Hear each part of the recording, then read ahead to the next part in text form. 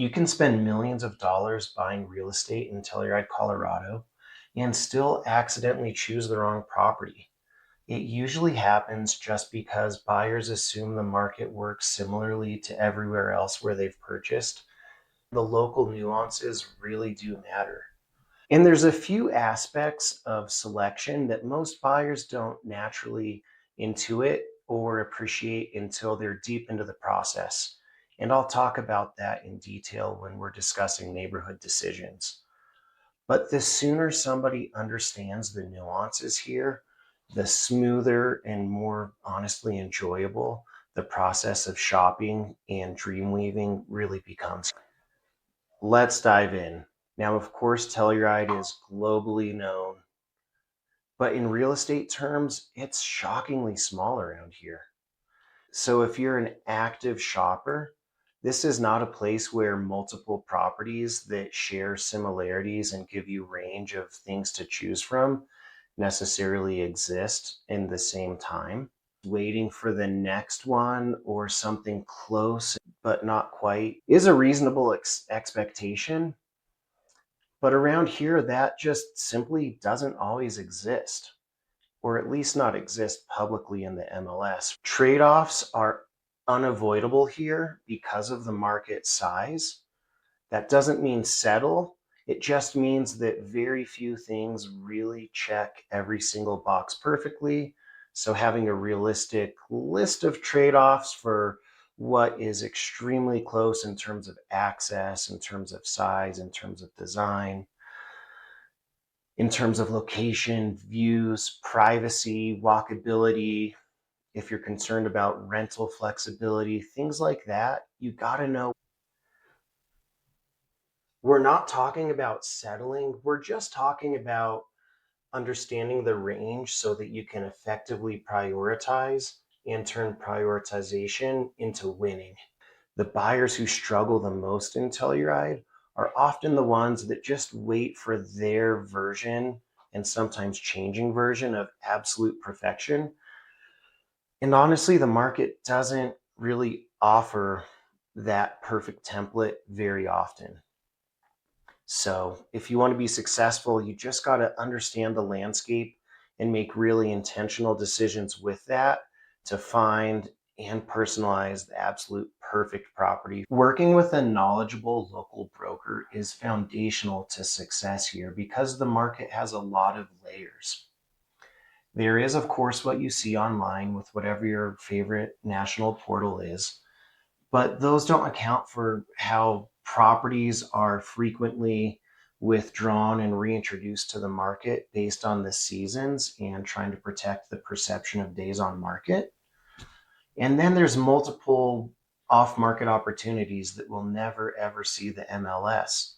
In our brokerage alone, right now, there are 19 properties that won't be publicly available, but they trade successfully privately all of the time, just because a lot of owners do value discretion and privacy when they're trading these assets.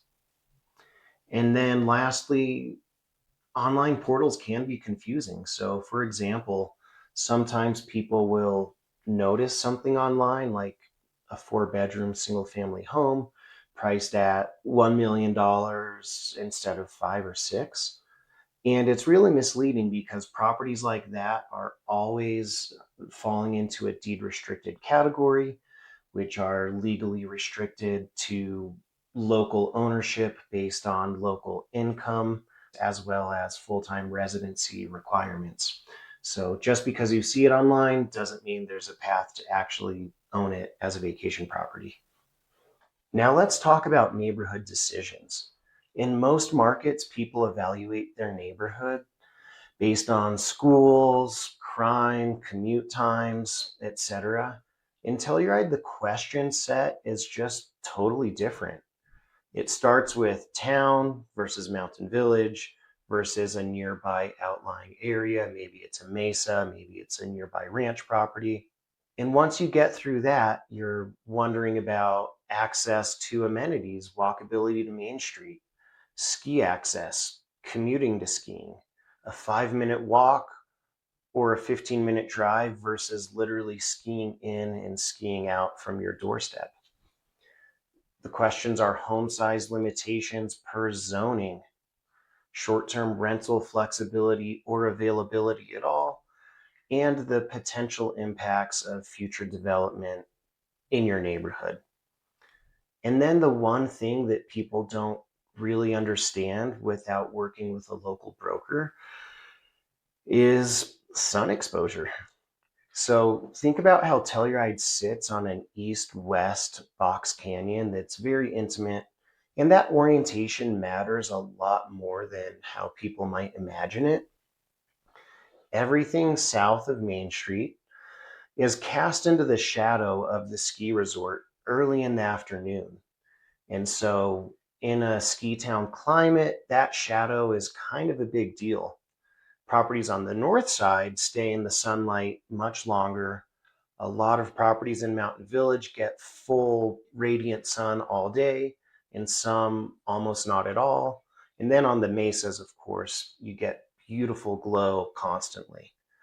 But that really matters because if you buy downtown or if you buy somewhere with little shade in Mountain Village, we're talking about snow melt on your patio. You're talking about snow removal on the sidewalk. You're considering how much you'll realistically use the outdoor areas that inspired part of your purchase criteria in the first place if they aren't in the sun all that often, and everything in between. So, understanding those little nuances don't clearly show up in listing photos when you're thinking about it. But over time, deciding the wrong way really impacts your daily life and your actual use and enjoyment of any property, no matter where you decide or think you want. So, just having a really clear understanding and guidance through that makes a huge difference in your long term enjoyment and value. Now, let's talk about checking all the boxes. Sometimes your version of a perfect property is unattainable without building a custom home. Think about how most of these homes were someone else's custom home at one point. Building can feel like the obvious solution if you're getting close but not quite. And I encourage people to build if that's what they want to do, but you just got to understand that the process and timeline is really different than other places.